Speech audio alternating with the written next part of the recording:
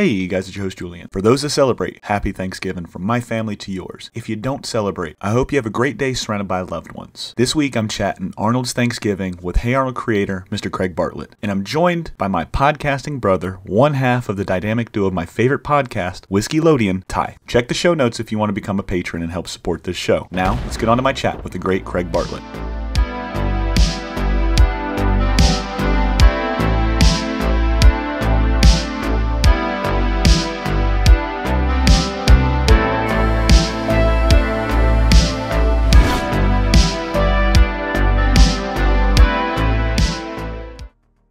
Ladies and gentlemen, welcome to What's in My Head podcast. I'm your host, Julian. Today I'm joined by Ty. Ty, welcome to the show. Hey, how's it going? Oh, it's going fantastic, man. And the man, the myth, the legend himself, the guy that is in part of why we had such an amazing childhood, Mr. Craig Bartlett. Craig, how are you, sir? I'm good. It's good to see you both. Oh, man, it's great to see you. Ladies and gentlemen, happy Thanksgiving. So I figure we'll kick this off with a little bit of what we're thankful for. And Ty, man, we'll go first. We're going to save the best for last with old Craig here, but Ty gets to go first. What are you thankful for, man? Okay. I am so thankful that my daughter was not colicky like my son was, and that she has been such an easy baby comparatively. And I still love her dearly, but this has definitely been a breeze. Beautiful. All right, and before we get to Craig, man, what I'm thankful for is I'm thankful for this family that I have, this podcast that I'm running, these two gentlemen right here. Like I said, Craig, you were a huge part of my childhood and so many of our childhoods, man. And just Ty, getting to sit here and call you my friend and get you to call my podcast and brother, man, I'm thankful for you too, man. So let's kick it off with Craig, man. What are you thankful for? All right, let's go around the table and say what we're thankful for. By the way, that's been a family tradition in my house since I was a kid. We would go around the table before we ate. And if you were starving, so much the more poignant. But I'm thankful. I am really thankful that in this year, the COVID seems to have retreated to the point where we can get back on airplanes and fly to the places we want to go. And I as the world grows more and more strange, the more I want to travel and see it. And I'm back into traveling again and really enjoying it. And so I'm thankful for that. Beautiful, man. And there's nothing more strange than the three different Thanksgivings that we got to all inhabit while watching this Arnold's Thanksgiving episode. Great segue, right, Ty? I know. I'm crushing it already. It was a beautiful segue, man. But we got to see three different Thanksgivings. It opens up, with Mr. Simmons putting on a Thanksgiving play. Technically, we saw four. We saw what was the dream, what we want Thanksgiving to be, and then we saw it broken down three different ways of, this is what you wanted, here's what you got. Ooh, right. Beautiful. Let's kick it off with Craig, man. How does this one come about? Does Nickelodeon say, hey, we want to do a Thanksgiving special for Arnold? Did you want to do this story? How does this one play out?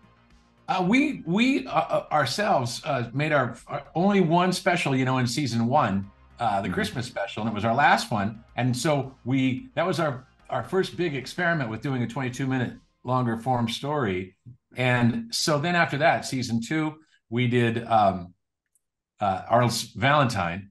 Mm-hmm. And then in season three, we kind of went nuts.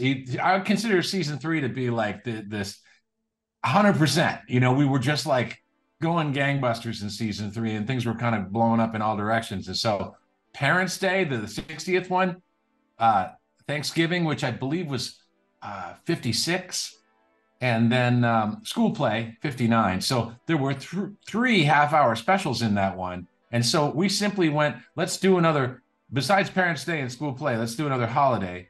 And we had done Christmas, we had done Halloween, so the fall triumvirate. Let's do Thanksgiving. And so we had that idea, and then we got to work on it, and we thought, well, okay, how about contrasting Thanksgiving's, Helga's house, and Arnold's, and Grandma getting her holidays mixed up was already kind of established by then. And so that was the bones of that story. The way it developed into the story that it is that's a cool story in itself. Well, with that being said, how much of these stories that are intertwining comes from personal experiences, whether it's you, whether it was Joe, Steve, anybody get some stuff in this episode that was them or their stories? Only to me that I wrote that scene where Bob says, "Let's go around the table and say what we're thankful for," and Mhm. the idea that Helga would say, "I am thankful for absolutely nothing," was we knew that would be like a bomb going off. That's a really, and I thought it's played beautifully. The four Patakis are when the four of them are doing a scene together. I'm in heaven, and because they're so funny, the four actors are so funny, and Yeah. that scene, I love the way it plays. Jim's music goes dun, like what? As all three of them sit up and stare at Helga for saying that blasphemy, and then Miriam goes, "Oh hell, you gotta say something," and nope, can't think of a thing. And Olga, in a rare moment of empathy for Helga, says, leans in and goes, and beautifully acted. That sequence was drawn, storyboarded by Kelly James, a terrific Pataki artist. And check it out. Olga leans in to help her little sister and goes, maybe Helga needs a minute to think of something. And her eyes get a little big, like, come on, I'm throwing you a rope. And Helga folds her arms and goes, no, nothing. And then Bob, all right, I'm giving you a count of three and all that stuff. That this is kind of like me taking my Thanksgiving tradition and turning it on its ear. Like, what if someone dared to say they were thankful for absolutely nothing, which is kind of blasphemous because we all have a lot to be thankful for. And Helga is an outlier, man. She speaks her mind and she doesn't mind, scorched earth. Well, Boy, oh boy. Helga's one of those characters that if you cross her, she will burn the earth for you. Yeah. And so, like, it starts off where she's like, this is what happens every year, and it's dumb. And then after the play, surprisingly to me, Helga was like, I'm actually excited. I made a centerpiece. And then her dad's like, well, that's cool, but I got football. She's like, damn it, it's happening again. Press no to her mom. Yeah, you're right. Damn it again. She does have a moment of pure, sweet hopefulness, when she comes out and Bob's watching TV and she's like, you mean a chance for us all to, she has some kind of the bright eyed.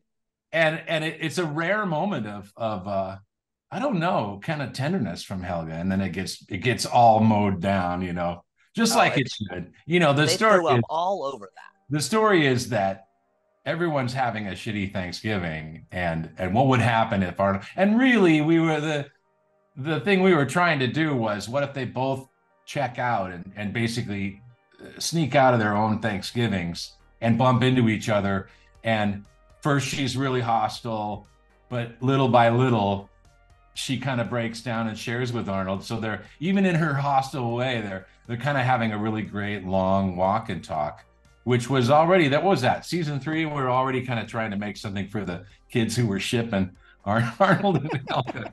Like, wouldn't it be cool if they got together? That was always my goal from the first minute. Like, she was going to be cruel to him for years, and finally she would have to confess that she loved him, and so on, but that was the Thanksgiving episode, just another piece in that long saga. So then let me ask you this. How intentional was it? Because basically she's very standoffish when they get together, and then the more that Arnold's hope gets chipped away that he can have a great Thanksgiving, that's when she starts to feel like they can connect. Because she falls in love with this hope, but she's only able to connect with him once he's lost it. Yeah, it's kind of cool. I felt like that story was very organic. We worked so the making of that story is that Joe and Steve and I were writing it, and I'm sure that we just split it up into thirds and said, you take this, you take this, you take this, and we just went to work on it, and we weren't liking it. We'd gotten about 2 drafts of it, and it wasn't very good yet. And Antoinette Stella, who co-wrote Parents Day with me and who plays Stella, Arnold's mom. Antoinette, I came to work one day and she was pacing around in front of my office waiting for me to get there. And Craig, I've got an idea for the Thanksgiving special. And I'm like, well, God, let me make some coffee and unlock my office and relax, sit here for a second.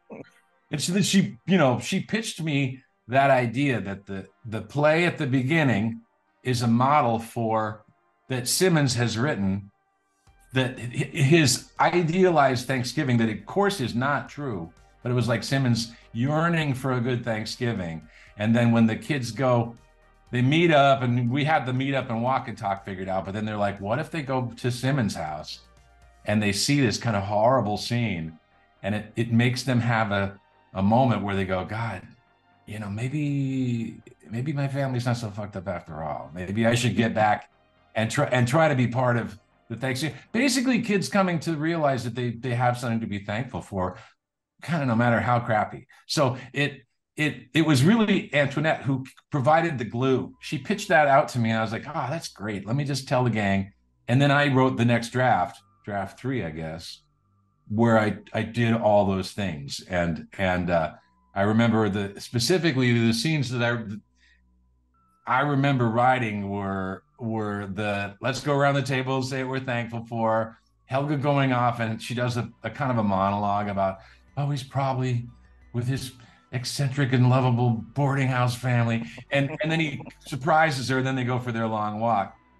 And also I wrote that scene in the kitchen, in Simmons' kitchen, where they that incredibly beautiful score plays, and they go, it can't, certainly what's going on in my house can't be as bad as this messed up family. And then Simmons is standing in the door.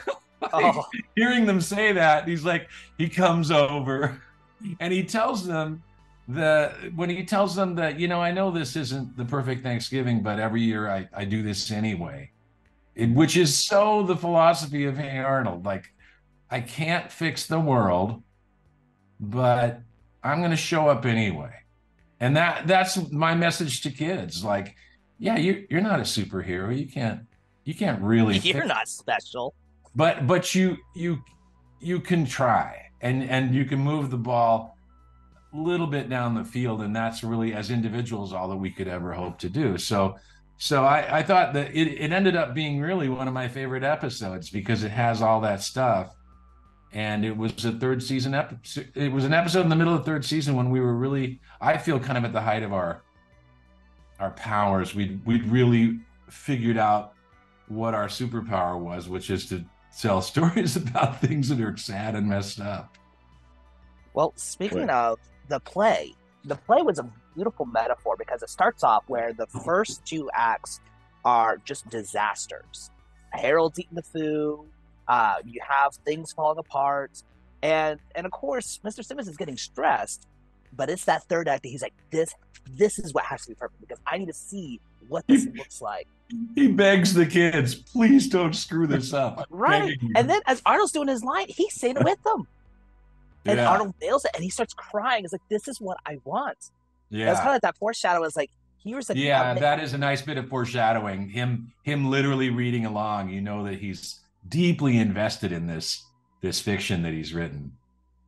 Yeah, it was a beautiful thing when I'm like, man, I hope they come back with this, because I remember watching it now, but when I started rewatching, I was like, I don't remember where this goes. And then it just was a beautiful journey of like disaster, and then it all comes together. Yeah, it's tremendously sweet at the end when Arnold standing outside, and he sees that they've worked it out, and he says, "Happy Thanksgiving, Helga." That's meant to be the mirror of her standing outside his house saying "Merry Christmas, Arnold." Christmas, holy shit.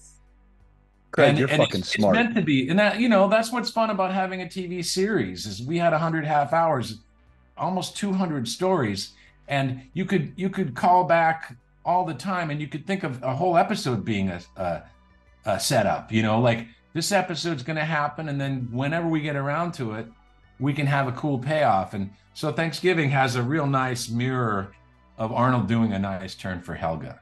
And I don't know what he really did, except he's kind of magical kid, and he he kind of wills good things to happen. Then he goes home and gets his reward, and that Grandma decided to get lucid and, and, and accept that it's really Thanksgiving and not 4th of July. And then she still says it wouldn't be Thanksgiving without fireworks. And that very last scene was Tuck's idea. He said, what if we finish with them hauling the Mayflower out of the water, so even the Mayflower will sail again. That's kind of what's happening at the end. Everybody got their comeuppance. And there's one thing I wanted to ask about that ending, because in the Christmas episode, it ends with Helga saying "Merry Christmas, Arnold," and then walking off. The episode ends. Was there any how do I word that, or what word am I looking for? Was there any idea of leaving it with Arnold doing it the same way? Happy Thanksgiving, or did you guys want we knew to give we knew Arnold he an had award? to come home and he had to get his Thanksgiving too. Yeah. So it's different in that way. You're right. It's kind of like it has a coda. It's an interesting structure. It has many acts. I'm kind of curious. There's 4 Thanksgivings and a coda. Well, I'm kind of curious because Arnold, his main selling point is he's the kid who, even with his face in the dirt, he's going to have hope. Yeah. And Helga never really had that hope. It was really interesting. So, like, Arnold wants to have that hope that things are going to get better. Helga didn't. So it had to end with her like, at least you got it. I'm happy for you. Whereas Arnold, he had that hope, so he needed that comeuppance. What I really love with Helga is that the first time she really feels like she's got her family's attention is when they're fucking pissed that she's not saying what she's thankful for. But then she finally comes home. She's only been a couple hours, but they're freaking the fuck out. They're calling. You have Bob getting ready to go in a Hummer with his army outfits. He was nammed up. His Halloween army outfit. Flyers where she's the main thing. But it's like, we're looking so great. And for the first time, she's like, we missed you. They give her the attention she really wanted. Yeah. She smiles. She's like, this is what I've always wanted. Yeah, she's finally getting noticed. And she had to go to extreme measures to do it. And everybody they're all ridiculous, but in their own way, they showed her that they loved her. And we thought one of the things we love about that is when Bob goes, we're just thankful you're here and around the house. he's not thankful that any qualities of Helga.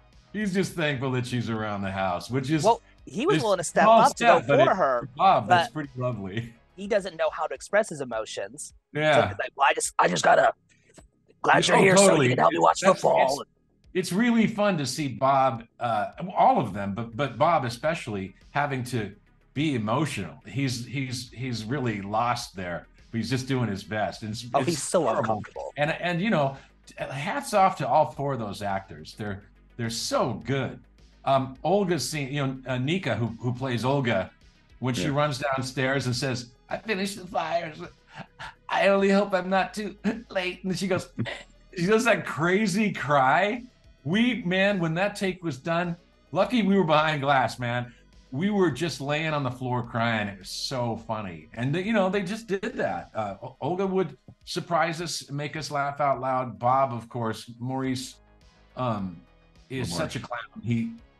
He loves to warm me up by just making farting noises and burping and shit until you're helpless. And then finally he'd be like, oh, okay, let's do some tracks. And he's just that kind of guy. That's actually how we got the idea to do Arnold's Halloween, the Orson Welles character of Douglas Kane was, Mo would come in and they'd set up the mic, and then before we started recording, he would just do a long Orson Welles monologue. Do you remember the commercials that they have? It's kind of a bootleg tape that went around of Orson Welles recording commercials, and he's mad about the copy, and he kind of chews out the director. That was a famous tape that all editors had. They all passed it around. So sound recording people would always be like, hey, here's a cassette. Check this out. And so we all knew the Orson Welles tape, and Mo knows it by heart. He would he would warm up by farting and burping, and then he'd do Orson Welles for a while, and finally he'd be like, okay. And I'd heard him do Orson Welles so many times, and of course he's the brain. And I was just like, Mo, how about if we do Halloween broadcasts of 39, and you can be an Orson Welles character. It's like, oh God, that sounds great. But sorry, That's I'm what he off really the wanted. He track. got But it. all four Patakis are just the best actors. It's so much fun. I adore them all. They're the best. No, there's no such thing as off track with this podcast, man. It goes all over the place. There's no parameters. There's no boundaries. We go where we need to go to get the conversations we need, man. Well, sitting back and watching this one, this is the first time I've watched this one probably in a couple years. I went and I looked through all of my DVDs. I couldn't find my Arnold DVDs for some reason. We're in the stages of moving couches in and out and stuff like that, so I'm pretty sure they're stashed somewhere. So I went and bought it on iTunes, and I'm sitting there, I'm watching it, and the first thing I thought of was like, wow, it felt like Thanksgiving, right? From what the clothes that they were wearing, it seemed like it was getting chilly. The play, of course, everybody did a Thanksgiving play when they were growing up. And then sitting around and having those uncomfortable conversations with your family, or just, oh man, I got to sit next to my brother. We just fought. I mean, I don't know how many Thanksgivings my brother and I just fought, So it really felt like it was real. That's what I liked about Arnold. There were so many stories. There were so many just happen chances that happened within Arnold that mirrored real life whenever we would go out and be kids, Sitting back and watching the portion with Arnold, I was thinking, I was like, damn, why couldn't my grandmother be crazy as shit and think 4th of July was Thanksgiving, man? Where does that initial concept for Gertie being just confused with the holidays? She would pop in and out with certain things, but the holidays seemed to be a big thing that she would call back to. I guess that tradition started with Christmas. She's dressed as a Thanksgiving Indian, and she's playing a 4th of July tune. I think she plays the 3 cheers for the red, white, and blue is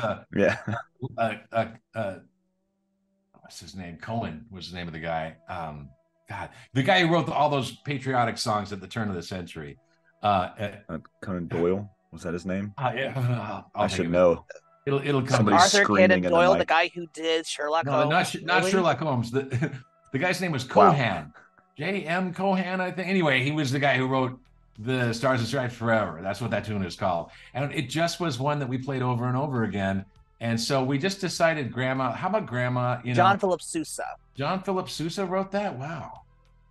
That's what it's saying on the Google. But we just had Grandma be, whatever the holiday is, just put it in the blender, and she's got the wrong one. And that was a tradition that probably started with Arnold's Christmas. And it was all part of her. Is she with it or is she not? She has a kind of a dementia, I guess, but it seems to be something. It's really more that she's playful, and she's kind of having everybody on because she's so capable as well. She's like a ninja. She went the long game. She always has a long game, and if part of it is throwing you off at the beginning and making you think she's crazy, so much the better.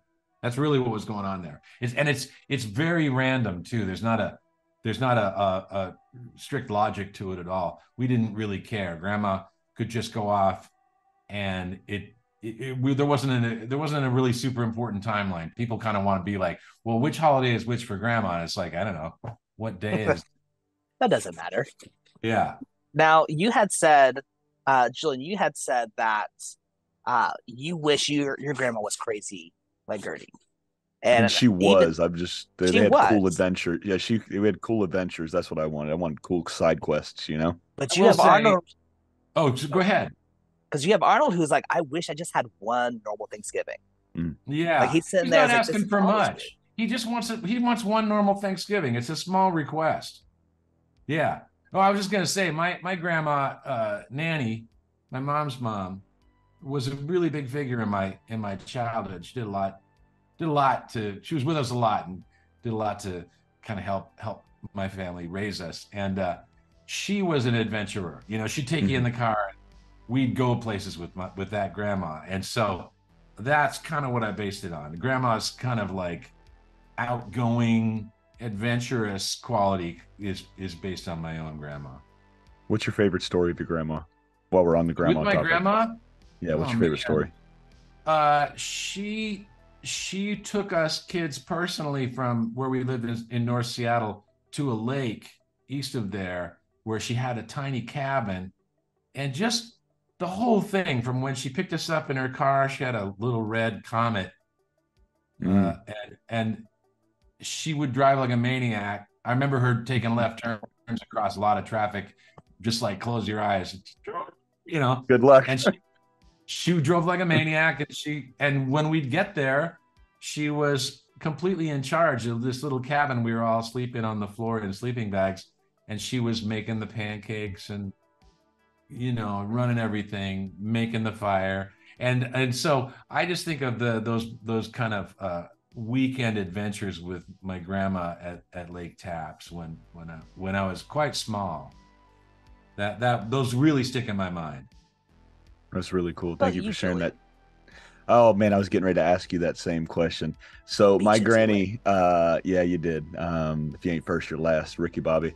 The my granny is a huge figure piece in my life. I mean, without her, probably I'm not into food. I don't cook for a living. Um, she instilled in me at a young age what food was supposed to be. It was supposed to be sharing. What essentially my granny, every time she would make food, it was Thanksgiving for everybody. So whenever I cook for people, it's my way of giving, like it's the Thanksgiving for me. I get to share a meal with somebody. I get to sit down with them. So I would have to say, my earliest memory is probably of just sitting on the counter, and I can only see it in flashes because I was so young. But I can only see it in, like, if you were to take a still shot or a screenshot or a picture. That's what I see when I see my granny now. But her sitting there, me sitting on the island, and she would get up with my grandpa every morning, and she would make a true traditional Southern breakfast. So biscuits, gravy, ham, sausage, bacon, hash browns, grits. She would go to the nines every single morning with my grandpa because my grandpa would go out and work the fields because he was a farmer. So that's what I think of when I think of my grandma. She loved us so much, and she wanted to make sure that everything we ate literally came from her heart and soul. So that's what I think of when I think about my granny. Yeah, Thanks it's a for making me get generational thing sentimental, too. Ty. I agree. The kind of feasts that generation would make for us, we would just take for granted. We'd be like, of course, Absolutely. on the weekend there will be a giant feast. Mm, always. What about you, Ty? What's your favorite memory of your granny? So my grandma on my dad's side was the epitome of a Southern sugar bacon woman, Mm, and she she was the one that taught me what a strong woman is, and that's what I would look for in my partner now. Uh, so like the great memories I remember is going over. We'd always go there for Thanksgiving, and so my grandpa had a mouth on him, and she didn't take shit. So he would say something. She was, "Go fuck yourself, Bob." Like it was just one of those things. It didn't matter what he was going to say. She's like, "I don't give a shit what you're going to say. It's dumb. Stop it." And now my wife is similar where she was like, you fight way too hard only to be right 14% of the time. And she that doesn't number's know come that up when since you we get that started talking. 14%, it's gold. That But yeah, she would 14%'s make, coming up though. yeah, it's gone up to 15 now. Oh. But like my grandma would make persimmon pudding. That was her go-to. But then she was always making biscuits and gravy. She was always in the kitchen.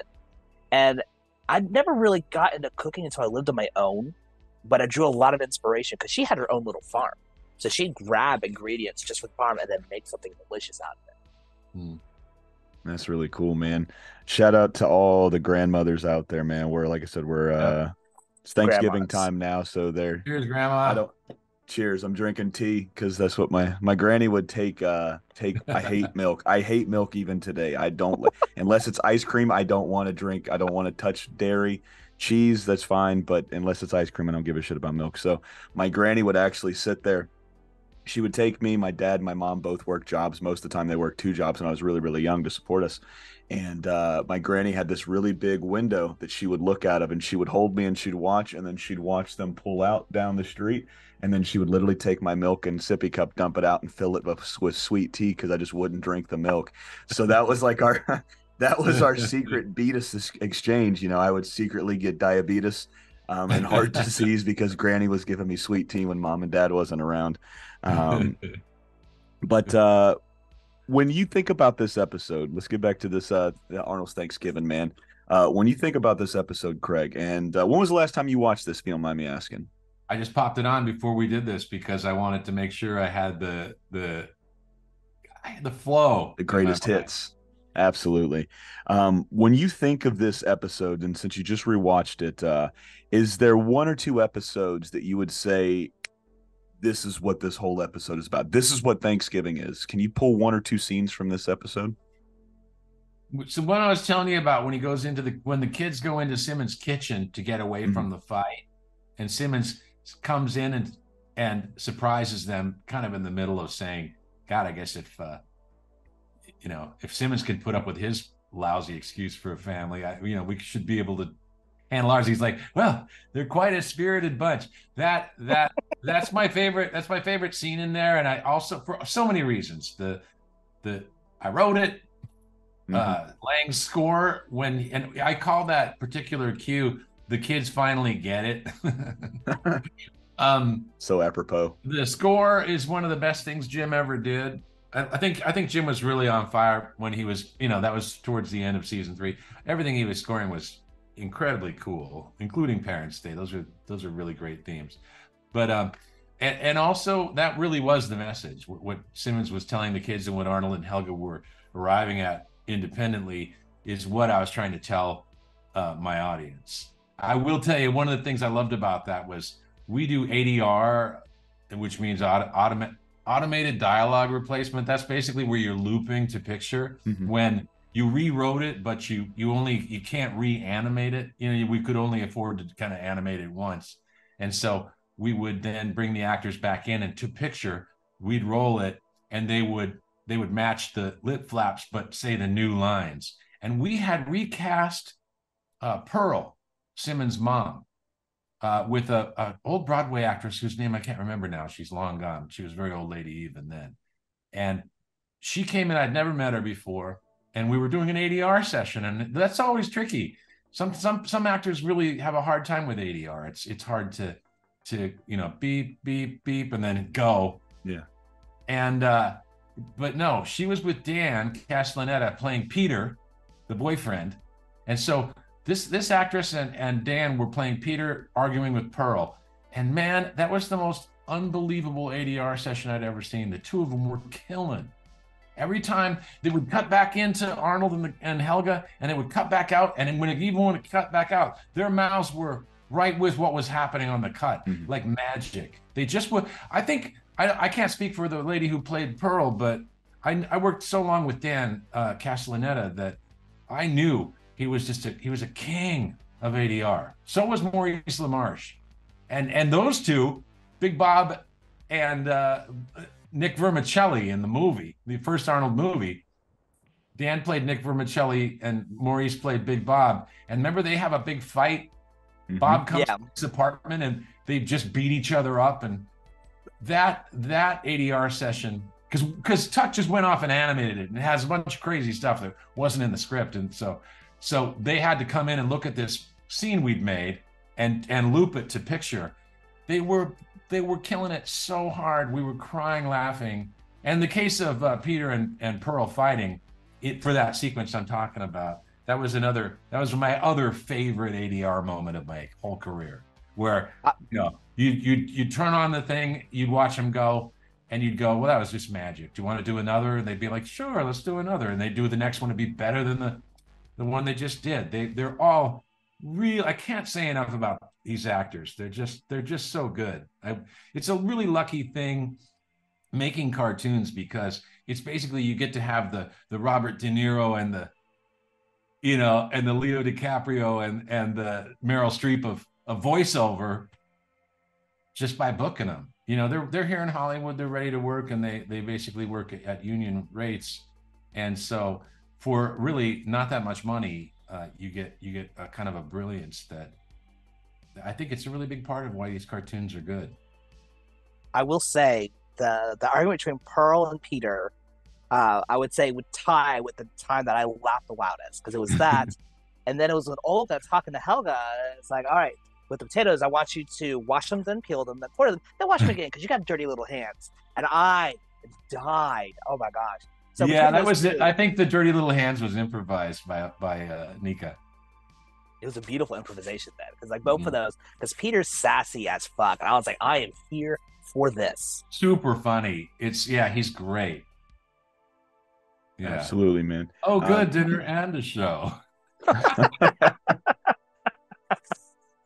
Is there since you brought up both Mo and Dan, during the production of this episode, is there any memories with the other than the ADR outstanding ADR story you just shared with us? Is there any memories between the voice casting that sticks out to you when you guys were laying the tracks for this? Yeah, I love. It was one of those times where I resolved. I was like, someday I want to do a Pataki spinoff so that I can work with these four because they were. It was like it was so amazing. It was like I'd made a family. I'd made a Mhm. family that didn't exist before, and now they were a family. And the kid actors, since we had real kid actors, in that case it was Philip Van Dyke playing Arnold Mhm. and Francesca playing Helga. They were real children. And so they were hanging out with these adults, and it was a wonderful relationship. The adults were so incredibly good that it was kind of a workshop for the kid actors to we'd put so many hours in. We'd meet every Thursday and work for 4 hours for a union session for half the year. And then the other half of the year we were kind of doing post and getting ready to start the next season. But once they started coming in to record, they'd come in every Thursday and spend 4 hours together. And so I think Franny and all the other kid actors, just being in the presence of this brilliance, Mhm. intelligent, really, really funny people who were trained in improv. Dan's a very experienced improv actor, and Grandpa never finishes a line without adding one more thing, and you're like, oh God, keep it. That's hilarious. And he'll think of we'll go, this scene needs a button, and he would think of it, guaranteed. He's a very, very funny man, and so that's what I loved about doing it was just uh, the time we got to spend. You after you initially get started and you kind of the lumps and bumps of getting the first few pages done, you start to get into a groove where it just unfolds. And I know my method of recording is different than a lot of other cartoon makers. I come in, we would always have a big open room and we'd have mics and people grouped around the mics and have the whole cast there. I mean, if they weren't in the scene till 20 pages, they'd be in the green room doing something. But if they were going to be up, they were sitting in chairs along the back wall. And when it was time for them, they'd come up to the mic and I'd start on page one and I'd go to the end of the script. And I thought we benefited a lot from that. There's an ensemble spirit to it because everybody's working together and they can hear everybody else's performance. And also, the story is unfolding for you. And so if you don't show up till page 15, you heard the context of where you are, and I think it's much better. And it's hard for the engineer. The engineer has to kind of ride the mics and not have people bleeding on each other. And there's kind of rules. You're like, well, finish your line and then wait for the other guy to finish before you start. But sometimes I'd go, screw it. Like those ADR sessions that I described. No way were we separating the actors. We were like, no, man, you're right on top of each other. And I'll pick the one I like best.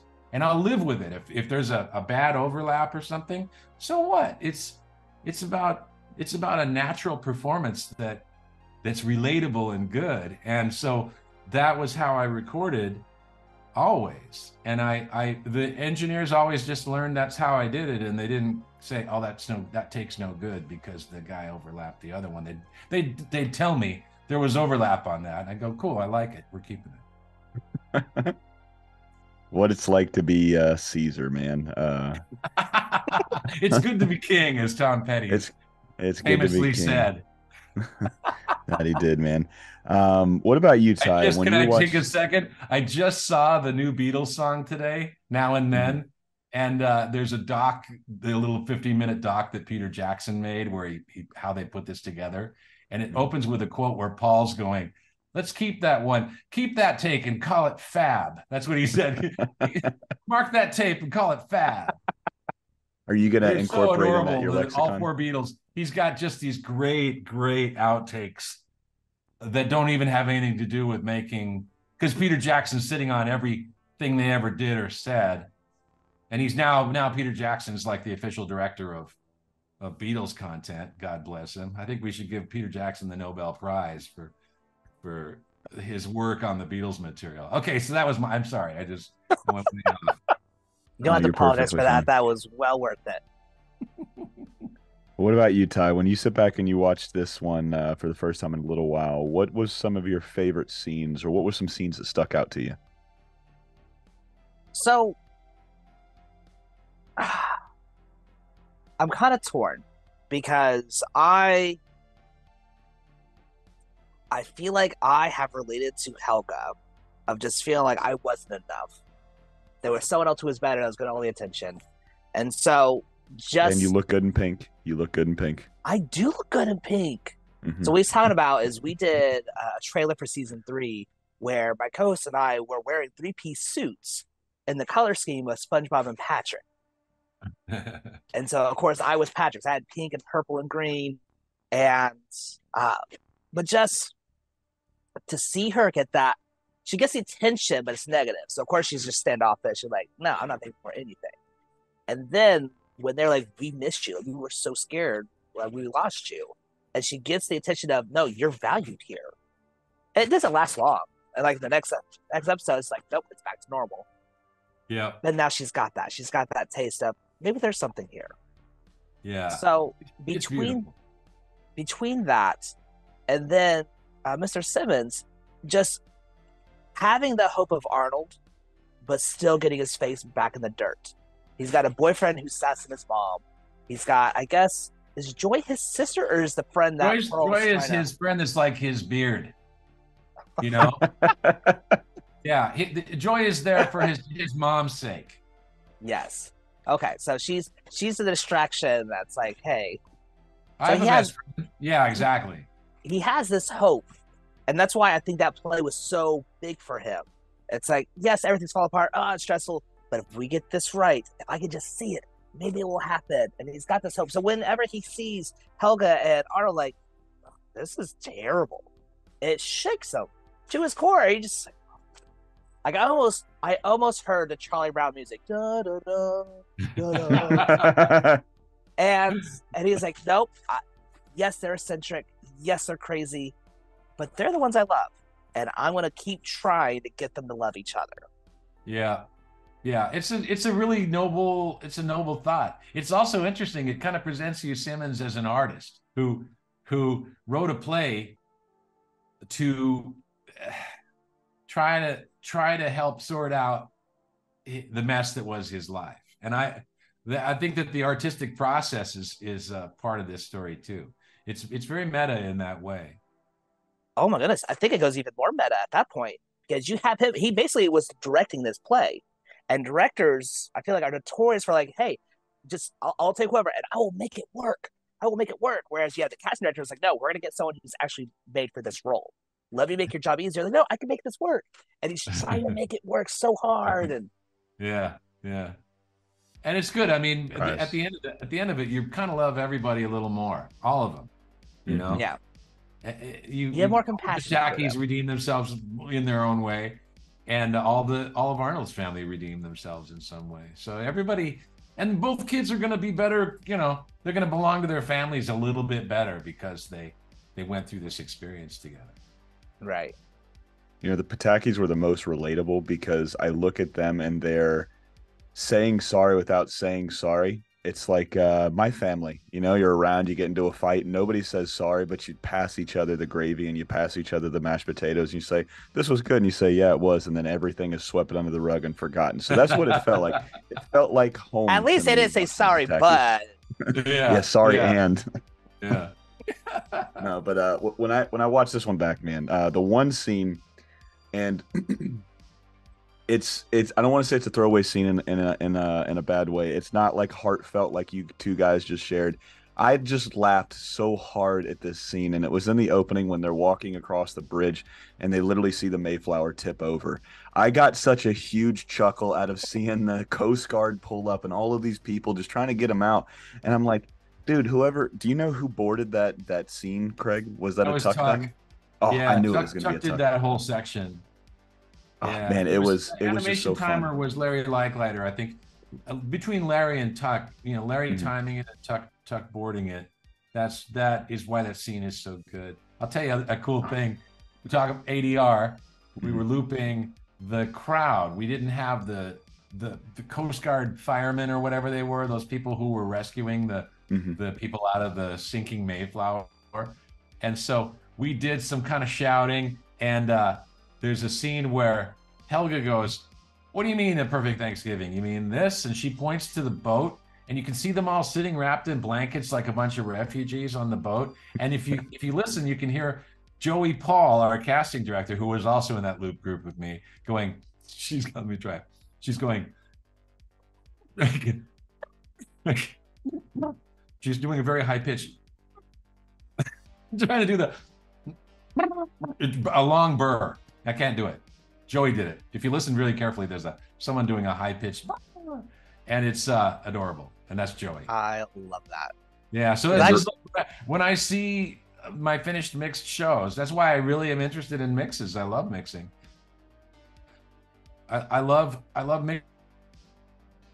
mixing in yourself and your friends all around, and you're going, oh, I was there. I was part of that party. I'm on that boat in that case. And that's the joy of cartoon making is you get to kind of make that space and put yourself in it, even, which might be, I don't know, just pure narcissism. But in my case, I really like feeling like I was at the party. Oh man, you were at It the definitely party. feels like a party. Yeah, there's a lot of joy in it. No question. The whole idea was I felt like I was hosting a kind of a party for these actors, and the writers would be there, and the Tuck, who was going to draw it would be there, whoever was going to draw it, and you're doing your job if everybody had a great time, and you created something that that they were glad they were glad they had been there.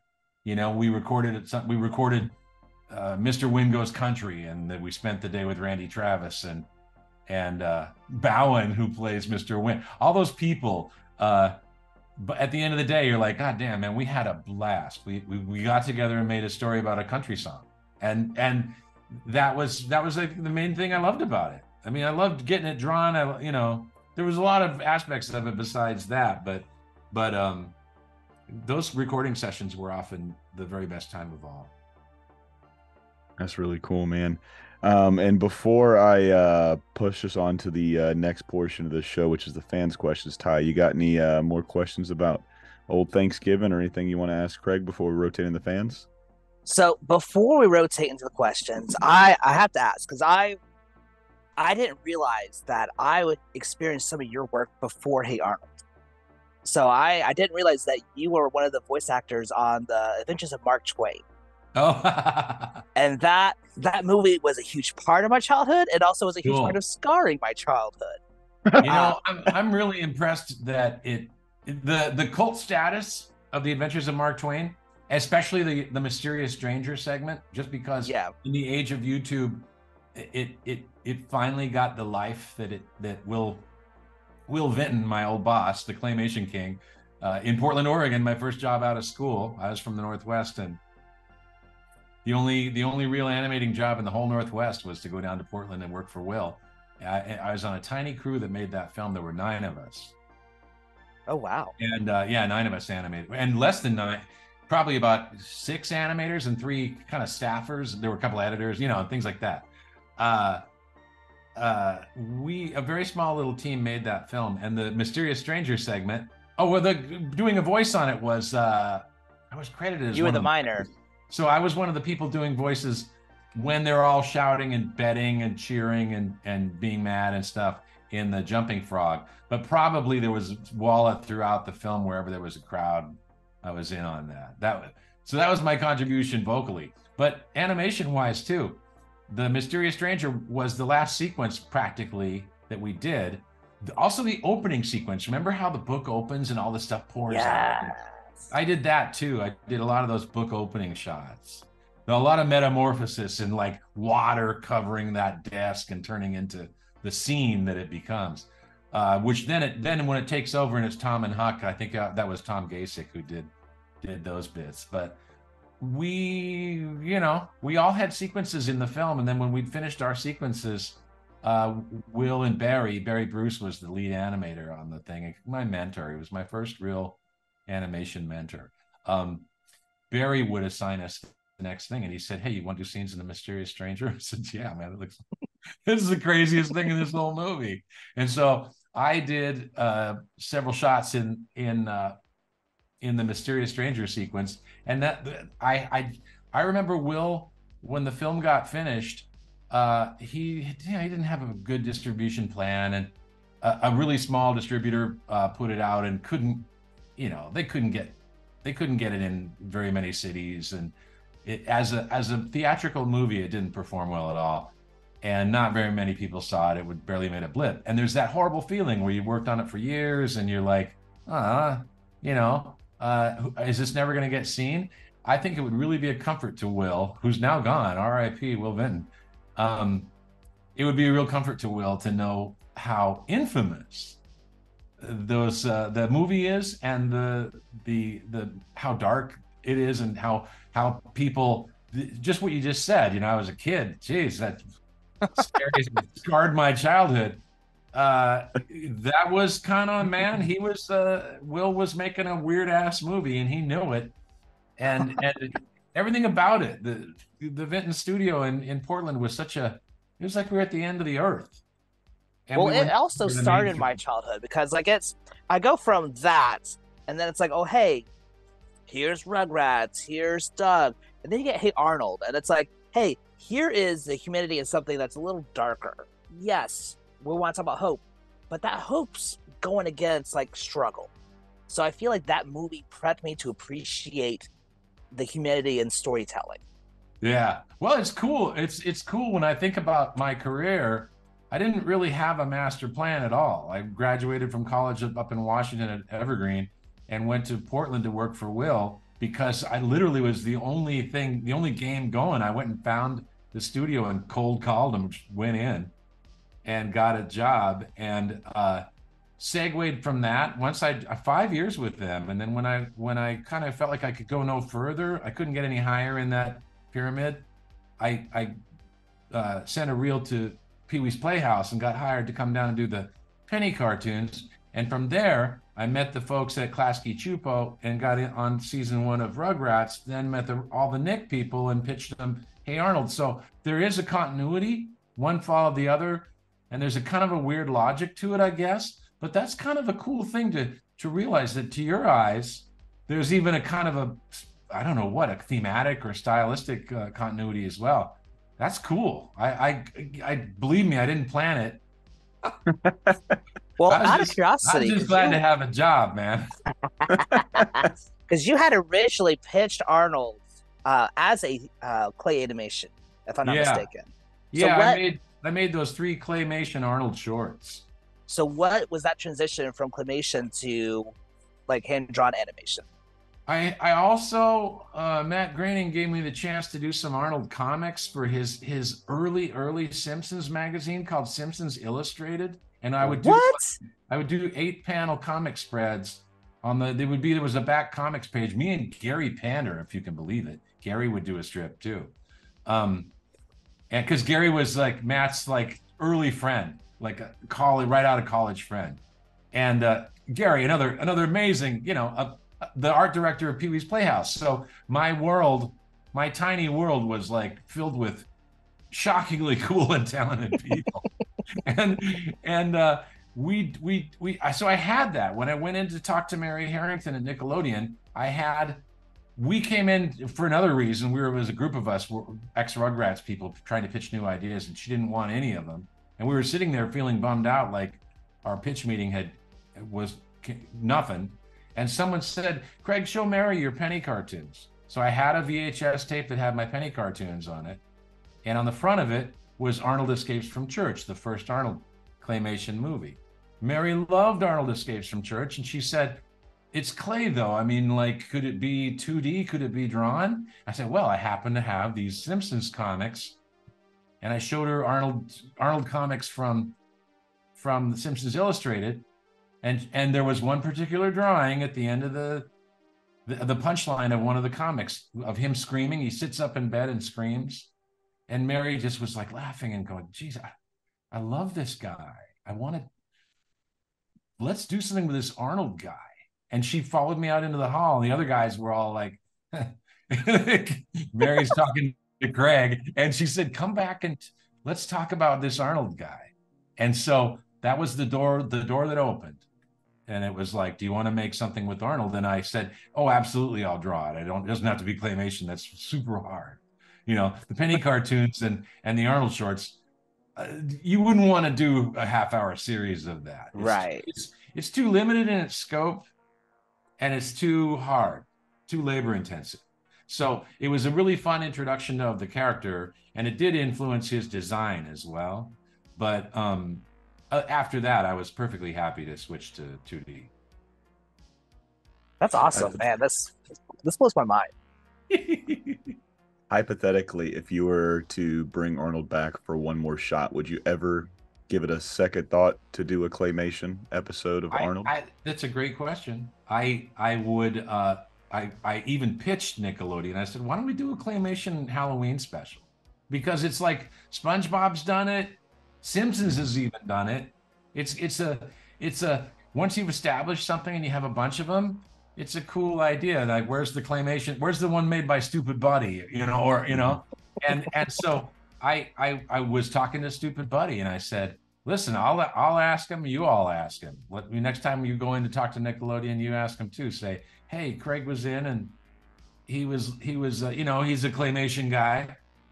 Why don't we do a claymation Arnold holiday special, Halloween being ideal, but."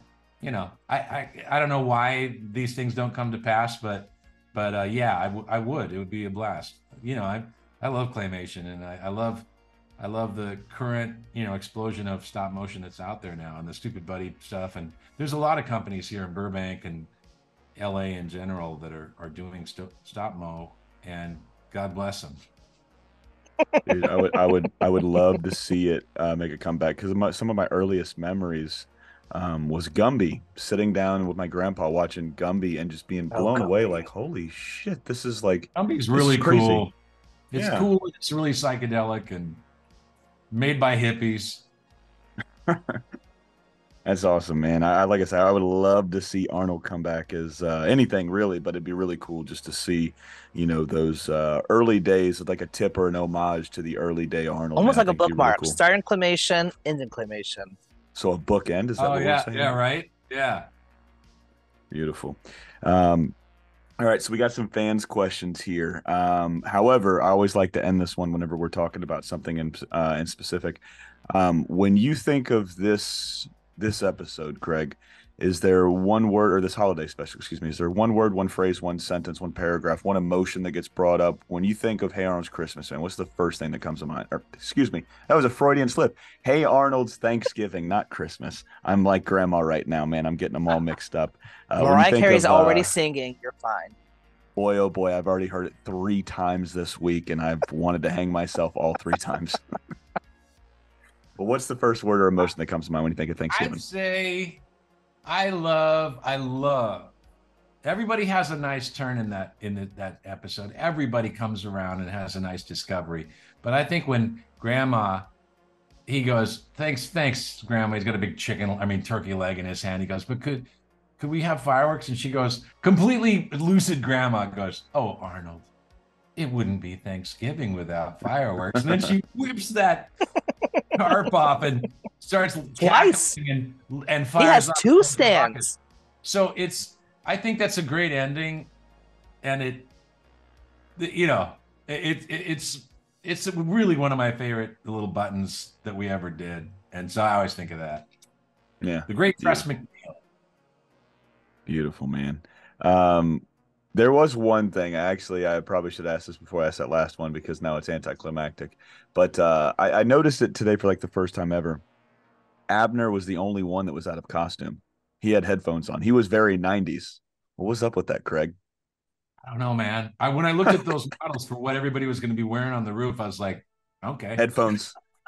Windbreakers. Get it in the pig. I liked it. I Yeah, dug it. he was dressed for a winter. I think those were Yeah. meant to be earmuffs. I Oh, think. I thought they were headphones. Yeah. All They right, well look like that headphones to makes more me, sense. but It's Yeah. a mysterious. It's a very the rooftop sequence is crazy. Oh, it Yeah. really is, man. It's a lot of fun. Yeah. Beautiful, man. Well, Ty, I think I need glasses, so I'll let you ask the first fan question, or if you got any other more fans questions while I zoom in as best as I can. You got any more things you want to ask Craig here before I rotate in these ones? um, I guess let me ask this, because this kind of came to mind and I wasn't sure. Because in the middle of it, you have Arnold dressing up as Benjamin Franklin, and he's putting on his bald cap, he's wearing on his glasses, and Harold comes by. It's like, "Hey, you got any more marshmallows?" But doesn't recognize that it's Arnold, and that's when he's like, "No, it's me." And then that's what's like, "Oh my gosh, I want to make fun of you," and like runs off to like Arnold's wearing glasses and dressed as a bald woman or whatever he says. I wrote that scene too. It was fantastic because I'm like, here he is asking for something, and then totally forgets it because he's got to make fun of. Yeah. But is Harold like a neighbor to Arnold?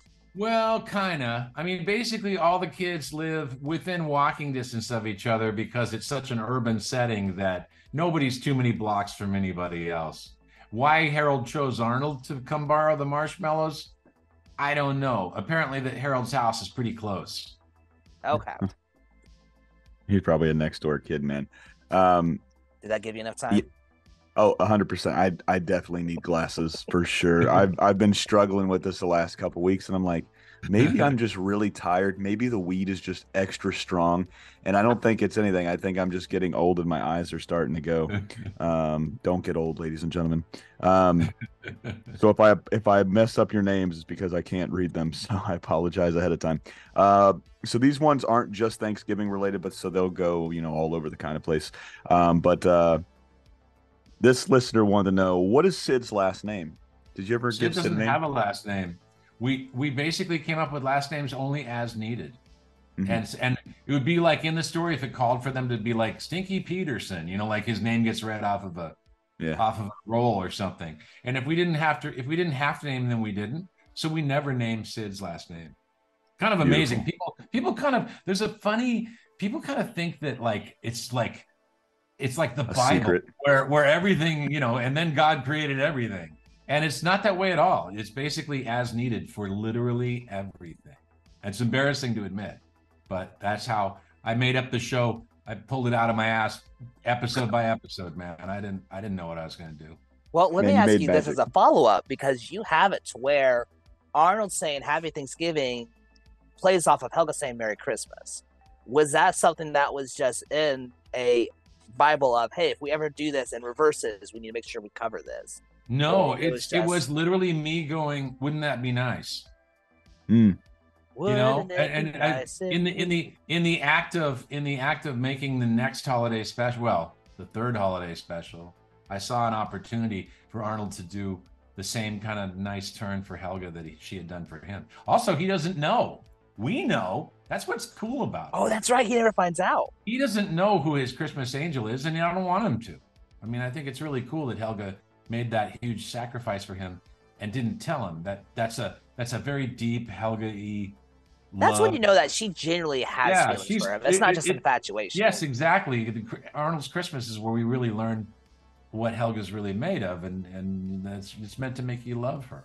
And then Arnold doing that nice turn in return was just like, oh, wouldn't that be cool? So we were always thinking of that stuff as we went. Helga still has my favorite line in the entire series, and it is in Hey Arnold's Christmas or Arnold's Christmas, and it's, oh no, not another moral dilemma. I try to work that into everything once a week, man. I try to work it into my daily life at least once a week. But I just get looked at very weird. Yeah, it's fantastic. It's so well written, man. So we got the next one. Shit. I apologize, ladies and gentlemen. Why didn't Brainy get his own episode? Did you guys ever have an idea for Brainy to get his own episode? Not really. And since I voice him, I should have. I should have done a Brainy episode, but I think we just we got to 100 episodes and they didn't order anymore, and I hadn't gotten around to it. It wasn't obviously like a big priority. Also, would have been kind of a lot of work, I think, because he was meant to be a character who really only said a couple words at a time, Mm-hmm. and not meant to be a character who does exposition. I mean, is breathing a line? Do you get paid for the breathing? Yeah, that's How how many? I got started. That's how I joined the Screen Actors Guild was doing that breathing. Oh, that's amazing. I I love think that. so too. I know, man. I'm into that. When was the last time you Ka-ching, dusted off a baby. brainy? You When was the ready? last time you dusted off a brainy? Yeah, go for it. Here goes.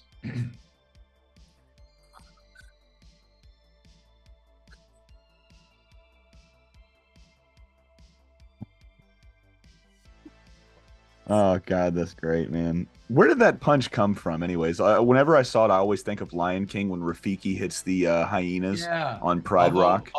although, I just thought that would be cool. He's right Yeah, behind her, and so she reflexively smacks him, and Tuck it's. recorded the first one, Mhm. and the rest is history. Now, with that being said, I've always wanted to ask you this. Like, with the exception of a background, I go back and I watch a lot of the Disney movies, and you can take like Robin Hood and Jungle Book and Baloo and the sheriff was it, yeah, the sheriff of Nottingham. They're using the same dance sequence in both of those Disney movies. Did you guys ever reuse that, Helga hitting, or was that drawn differently every time? Yeah, it was different every time. I thought that Yeah. was amazing when I saw that, where I saw Disney sequences that used all the same animation. I'm like, Mhm. geez, Walt, Yeah. He was really pinching pennies. save a nickel, Walt.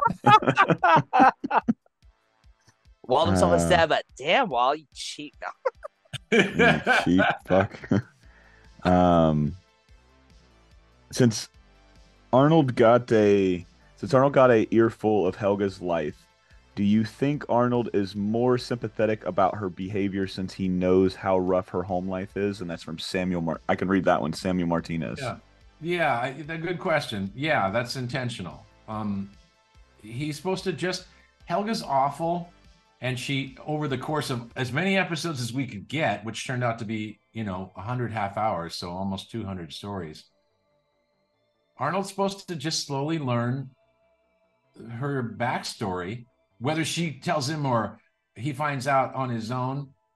And he's supposed to just he's a very empathetic kid, and he's a pretty generous soul, so Mhm. he would figure it out better than most. But still, those were intended to make him, get to know the real Helga, and he knows. I mean, he's a kind of a dunce. He doesn't know that she loves him, but he kind of knows that she loves him. You know what I mean? Yeah. Beautiful, man. This one's from Mr. Tommy Pickles. He wants to know, ask him if he's ever celebrated the 4th of July on Thanksgiving. Fireworks, turkey, and football is a great combination. Let me think. Have I ever shot off fireworks on 4th of July? I mean, on Thanksgiving? Nah, probably because, Arnold was made in my adult life here living in Southern California, where fireworks in the city are illegal. Yeah. Tuck and I actually one time shot off bottle rockets in front of my house on New Year's. Yeah. The cops came in about 1 fucking minute. Jesus Really? Christ. And Tuck had this like launcher made out of a coat hanger. And he'd made one for me and he'd made one for him. We shot off the first two. They went over the houses across the street and exploded. The cops arrived instantly. We chucked our shooters into the bushes. And then I said to the cop, yeah, I heard that too. I think it was on the next block. And the cop looked at me like, Bitch, I know it was you. and he looked at me for a really long time. And I was like, oh God, I'm in trouble. And then they just said, all right, and drove away. And we were like, shit, man, you can't fire fireworks anywhere. I also tried to shoot fireworks on New Year's from Joe and Salabaher's house in Glendale, and a helicopter came. Jesus Christ. Oh So my it's like, gosh. man, don't shoot off fireworks in LA County. It's a terrible idea. Well, Oh, if you man. ever come to North Carolina, we're a little bit nicer about fireworks. Yeah, where I'm from in Washington State, I can't believe that Washington hasn't just burned down. They're firing off fireworks in the woods all night long. Oh, man. Roman candle We used jousting. to break off the stick of the bottle rockets, and then we light them, and then we toss them in the air. Then And it felt so cool to see that happen. And then my little brother didn't know what he was doing and waited too long to flip it. So he just kind of like tossed it in the air and then it turns around and shot right back at him. And I'm like, no, we can't do this anymore. Yeah, you messed it up, man. That's really Fucked up the true. game. Yeah, I mean, horseplay leads to tears, as Mr. Simmons is fond of saying. We saw it on Jackass. I can't remember if it was the TV show or the movie, but they were using Roman candles and shooting them at each other. So we decided in our infinite wisdom in Florida, when we're going through a horrible dry season, to ride our skateboards down the hill, one up the hill, one down the hill, and we were fucking Roman candle jousting with each other. I don't know if you've ever gotten hit by a Roman candle. It hurts. I'll bet it hurts. Oh yeah, it caught me in the ankle. I was never the same after. I never wanted to play with the firework again, man. This is from Will555. Not a question, but please thank him for making a show that influenced so many of us so strongly and still brings us comfort almost 30 years after its beginning. The funny moments still hit me just as hard, and the heavy moments only hit me harder as I get older. Thank you. That was from Will555. Will555, you're welcome. I got to go back to the fireworks because you mentioned the Roman candles. I always wanted to work in film, and I did get to earlier in my life. But we made like a short film where I was Harry Potter, and I had a Roman candle as my wand, and I literally aimed. I ended up aiming at my little brother who was playing Naruto, which is from an anime, and so it's like ninja versus wizard. And oh my goodness, he did not like the Roman candles coming at him. I can imagine. Definitely put a squash on his acting career. What does your Harry Potter sound like? So there's an evolution. There's an evolution. So when I first tried doing an English accent, I could not. So I would try to do Hermione Granger. Oh, Wes, we're expelled, and it was awful. And then so I was in a play where these two women were writing a novel, and I was the character they're creating. And I first thought I was a hunchback, and then I go to an Englishman, and then a Southern gentleman, and then back to an Englishman. And so, of course, I sounded like a freaking Cockney 5-year-old. It was terrible. So my teacher was like, "Hey, we're getting ready to go on spring break. Can you just watch Monty Python and the Holy Grail? Just do that for me." Okay. And literally watch it. And immediately I was like, "Are you suggesting that coconuts are great?" And it was just an immediate click.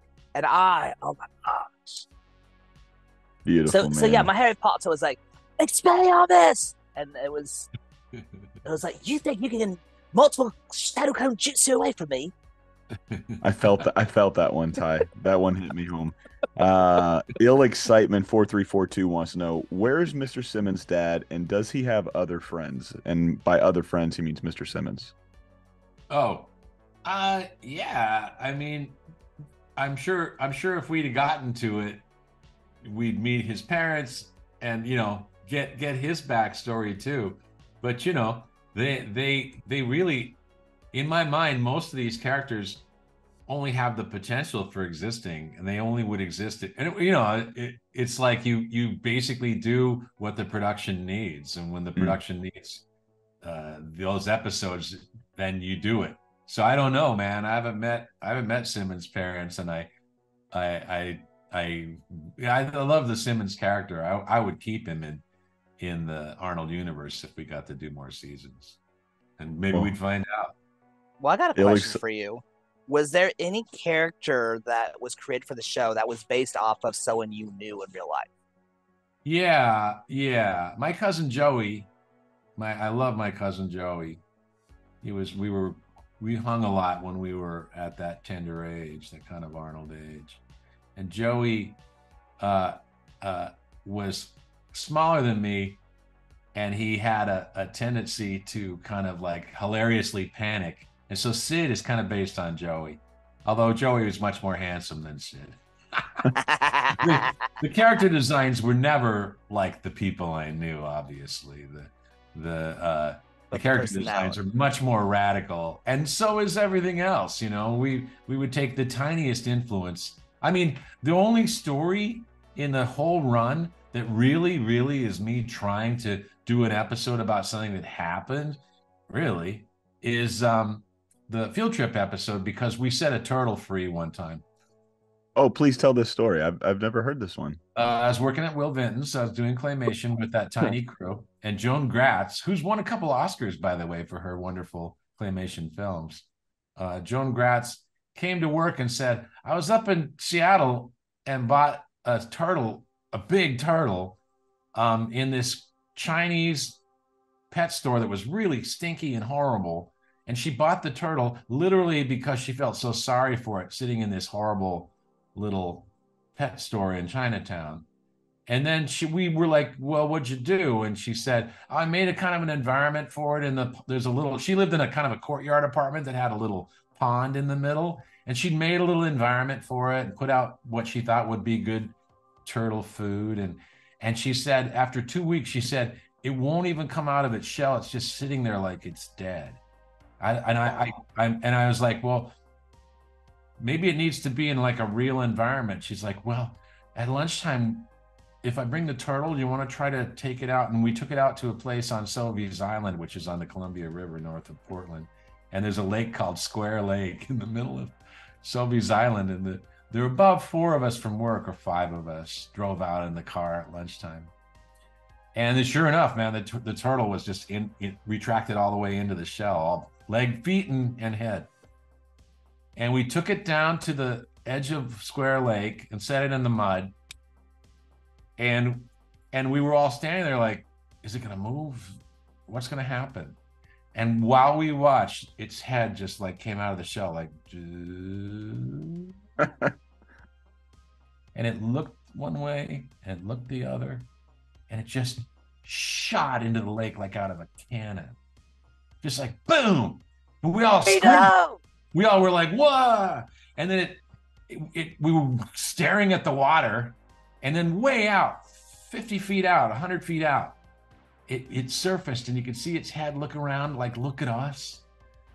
And then it ducked under again, and we never saw it again. And we just were like, just on the shore, just like jumping up and down, cheering, like, "Yay! We set the turtle free." And so that I wanted that, you know, and of course, that's nothing like field trip. But just that moment of setting a wild animal free, rescuing it from a place where it was being living a terrible life, and then setting it free, regardless of the consequences. Some people will point out, like, oh my God, the turtle would never survive being dumped into industrial Hillwood. You know, that would be an unsurvivable situation. But I mean, once again, I'm like, come on, man, we're making cartoons here. This isn't reality. This is kind of a heightened state of, you know. Wait, who was trying to give realism to the show? Yeah, it's ironically, since I always use that argument that it's just a cartoon and that's why things don't make sense. It's also a surprisingly realistic cartoon compared to the other cartoons. Hey Arnold has way more kind of realistic grounding than any of the other Nicktoons, for example. And that's just the way I wanted it to be. I wanted it to be a place that felt like would be recognizable to kids growing up in North American cities. Absolutely was, man. We got 2 more here. Skib Boy wanted to know, can you ask if through the series Grandpa became more friendly and goofy? Was there internal discussion to make Grandpa more friendly? It seemed from the start, for example, such as the Snow Day episode, Grandpa was a typical mean old man, but as the episodes progressed, he turned into a very funny, spirited grandpa. That's a great question. Thank you, whoever asked that. Yes, the Snow Day episode, which I take responsibility for because I think Rachel and I wrote Snow Day. We were still experimenting. Grandpa being kind of a hard ass, trying to make Arnold do stuff, was like, we were just taking a stab at that. Like, what if Grandpa's like telling me he needs a better work ethic and he's kind of old fashioned? And the truth is that as we looked at Arnold's world, Grandma being so kind of loopy and not really in reality, it put more responsibility on Grandpa. You know, Grandma was going to be kind of playing her characters and being kind of like she was out of her mind. So it kind of put even more responsibility on Grandpa to keep Arnold cheerful. And so some of those first season that go to Grandpa for advice are a little harsh, you know? Yeah. He tells Arnold some pretty terrible, he tells him an anecdote that's like, God, Grandpa, what's your point? He's like, the point is, everything sucks. And we thought maybe let's make Grandpa a warmer character. And Dan Castellaneta really stepped up. And I think if you think of the Grandpa from, say, Parents' Day, or the Grandpa from, remember the one where he thinks he's going to die, and he's, when he turns 81, he's gonna die. If you look at that Grandpa, he's a lot more just delightful. He's really funny, and he's kind of trying to keep Arnold going. He's there to kind of keep joking and make Arnold smile. And I think that was like Arnold. It was us trying to make Grandpa step up to the challenge that Arnold doesn't have his mom and dad, and Grandma's kind of out to lunch. Somebody's got to be like, I'm here, I got it. And so, yeah, the natural warmth of Dan and us trying to write Grandpa sweeter as we went is that combined to make where he went. And I was always fighting it. I remember Purdy wrote some stuff with the very end. Joe and I wrote the episode where the Packard gets stolen, and Grandpa's a little mean to Pookie. He kind of dismisses her. And I remember going, I guess I'll keep that. But Joe would tend to write it where Grandpa the two of them would kind of have at it, and Grandpa would be a little mean to Grandma. And I almost regret that. I mean, it seems fine, but when I look at it now, I'm like, geez, Grandpa, she's your wife. Yeah. Don't be a dick. Yeah, don't be a dick, Grandpa. So we got 2 for the price of 1 here. So these people liked these 2 characters in particular, and would love to know a little bit more about them. The first character being, where did the idea of Big Patty come from? I love the episode about her. I found Helga versus Big Patty really funny. And the other part was, what inspired you to create Stinky Peterson? His accent has been making me laugh since I was a little kid. So big fans of Stinky and Big Patty. How do they come into the fold? I just had dinner with Danielle Judovich last night. I just had dinner with Patty last night, and she's doing fine, by the way. Good. I'm glad to hear that. Big Patty started with, we were always, Joe and Salabaher and Steve Vixton and I were the core group that started the writing of the show in season 1. Joe Purdy joined us late in season 1. And Joe and Salabaher peeled off to go off and make Recess for Disney. But in that initial core group, me and Joe and Steve were always trying to figure out, like, okay, so the dynamic is Helga secretly loves Arnold, but wouldn't it be funny if there were people along the way that learn her secret? Not Arnold, they save Arnold for like the movie, but like it would be fun for Helga to have to reveal that she loves Arnold one by one. Phoebe gets one. Dr. Bliss, the therapist, gets one. And Big Patty goes, I kind of have a feeling you like that guy. And she's like, no, I don't. And Patty's like, and so Patty is suspicion confirmed. Yeah. she's a really cool character because she's a big bully, and people think she's not the most attractive person, and people kind of write her off as just like a big dumb bully, and Helga worst of all. And it was a kind of a cool story. Steve wrote that first Patty episode, and I think he also wrote the one where Harold and Patty, where Harold meets Patty at the party, and they become boyfriend and girlfriend in a very limited way. But I'll talk about both of them. The first one was Steve going, wouldn't it be funny if Helga is going off about, because it's that thing where you're putting someone down and then all of a sudden they're right behind you, which is, by the way, that's my superpower. Your superpower is saying something as they're right behind you, or pop up right behind them as they say something. I'm the one saying it, and then they walk up. I'm like, oh, hi. And they'd be like, yeah, Patty, what an idiot. Oh, hi, Patty. So that was what that was about. Helga having to have a fight, and then Arnold coming to the rescue by talking to Patty, and Patty going, "Hey, that Arnold guy, he seems like a pretty cool guy. You like him or anything?" And then Helga's like, "What? No, of course not." And she's like, "Yeah, okay." But that was just it was written for that reason, but it kind of created Big Patty, the character, to do that. And then we had her, and then we thought she and Harold would be great together. They'd be a nice match. She could bring out Harold's tender side, and he could do the same.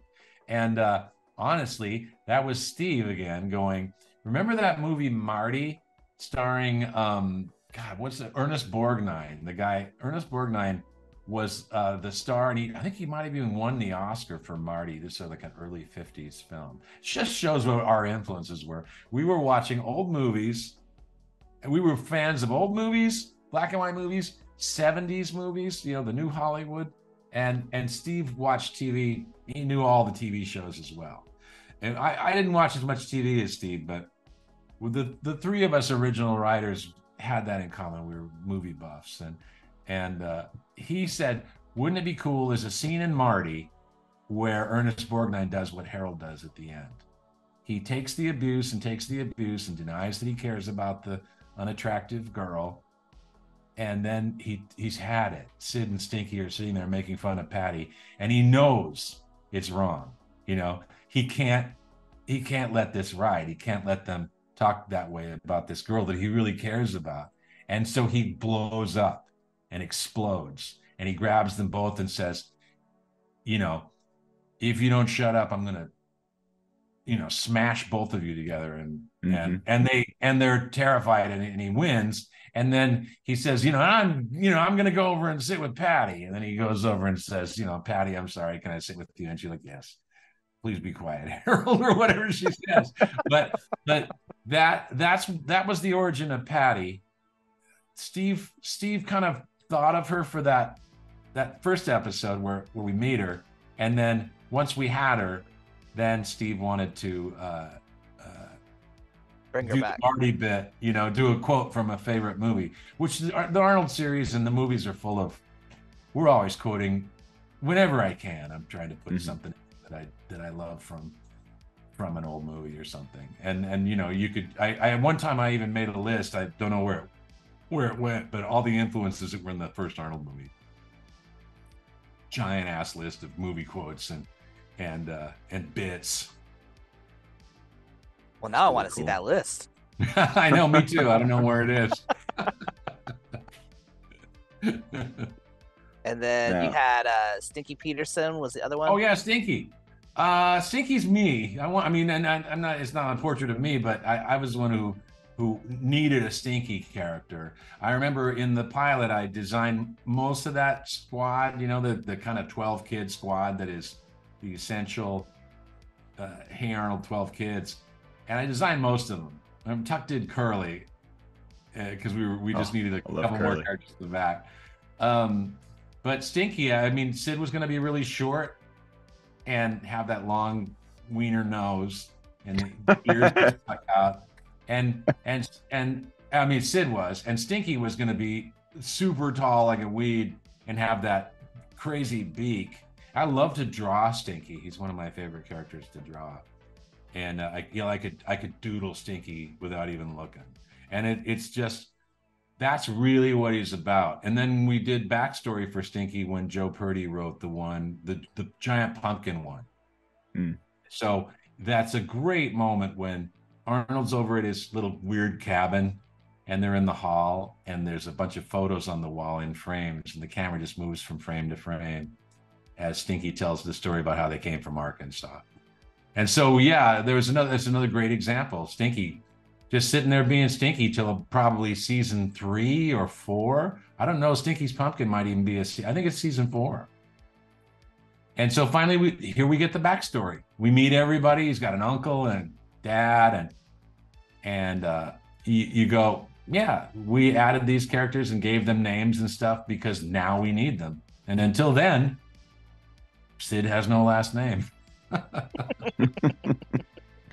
He might have one in this Claymation Halloween episode we're going to try to get made. Yeah, so ladies and gentlemen, make sure you write Nickelodeon. Yeah, like, hey, if I do this, I got to give the kids this, this, and this. That's what I told them when I said the Jungle movie when I pitched it in 2015 or 14.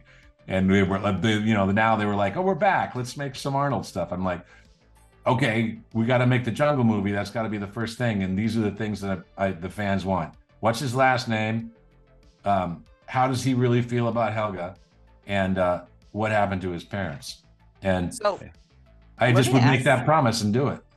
let me ask you this, because like it feels like almost every Nickelodeon IP has a jungle movie. Because like you had Rugrats jungle movie, you had goodness, why am I spacing on the other one? There was the other one I can't think of. The but it's Wild jungle movie, Thornberries. the Wild Thornberries. Yes, Yeah, that was kind of a permanent Jungle movie. Yeah. yes. But it was just one of those things where there were so many jungle themed movies. It was like, was that just a push? It was like, hey, can we do more jungle content? Nobody asked for that. When I was developing the Jungle movie, we'd made Parents' Day, where we find out that the parents kind of like reside in the tropics, working to kind of help people in the most remote parts of the world, kind of as doctors and scientists, and do-gooders. And so that jungle setting was why they were there. And so I thought, well, they're lost there in the jungle. We should go to the jungle, and we'll call it the Jungle movie. That'll be just like the shorthand for what that project is.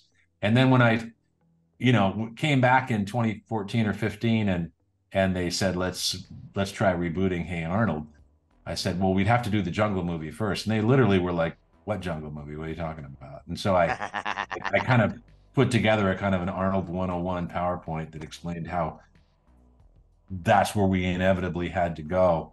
And they said, okay. But I remember when the Jungle movie, when I knew the deal was the fix was in, we were going to make it. I on social media, I posted a picture and it said the Jungle movie. And I said, it's on, we're going to make it. And Nickelodeon Social got really mad at me. They were like, hey, you can't do unauthorized posts. We don't even know if it's going to be called the Jungle movie. Well, you better figure this out. It is. And so, yeah, that just came from the vernacular. We called it that out of convenience for years. And then it became, all I had to do after the show got canceled and social media kind of took off and I did a lot of interviews. Everybody was like, he's got a thing called the Jungle movie and it hasn't been made. And it's going to answer these questions that we have. And we have to write petitions to Nickelodeon. So the Jungle movie kind of grew in the kind of myth of it grew and grew. And that's social media, man. That's how we get the Halloween special. Yeah. Claymation Halloween, man. Let's keep it going. Craig, make an Claymation unauthorized Halloween. post. Make an unauthorized post about Claymation Halloween. All right, man. This is the final last one, man. The last time you were on, you shared a really beautiful story about Tuck and his dog Bruno and a shit sandwich.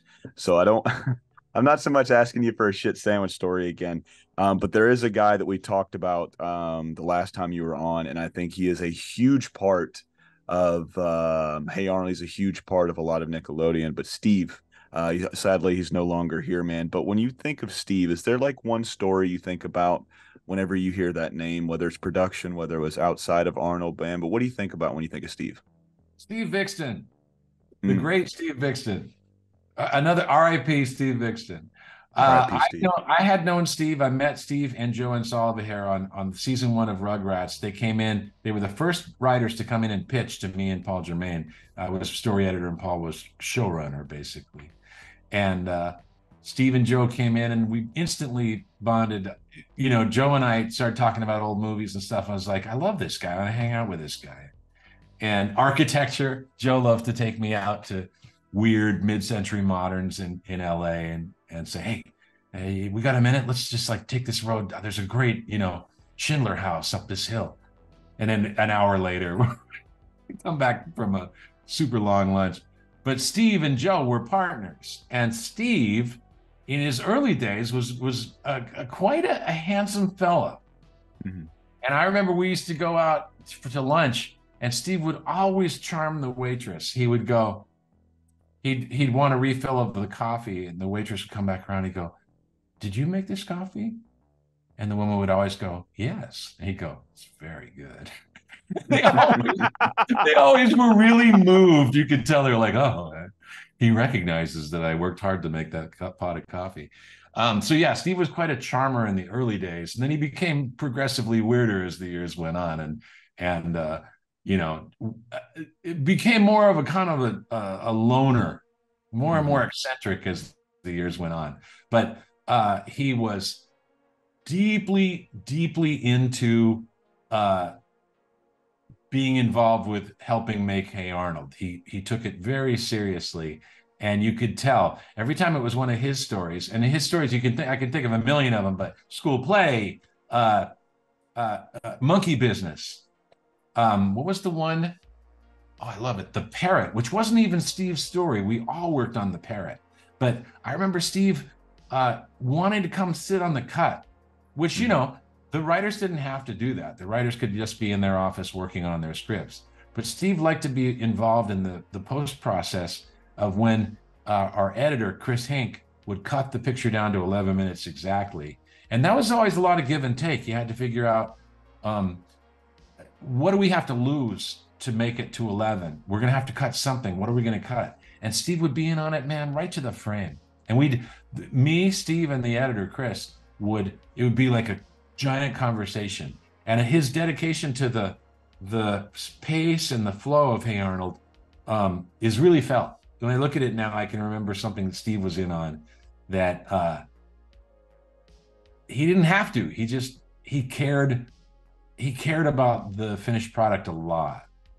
And his writing is unique. It's not like anybody else's. I can always tell a Steve script because they're unique. They're like him. And he brought a lot of things to the show that probably wouldn't be there if he hadn't been there. Beautiful, man. Give me 1 second. All right, we're back, man. Thank you for sharing those stories. And Craig, as always, thank you for a great childhood. Thank you for an amazing show. Thank you for coming on the show.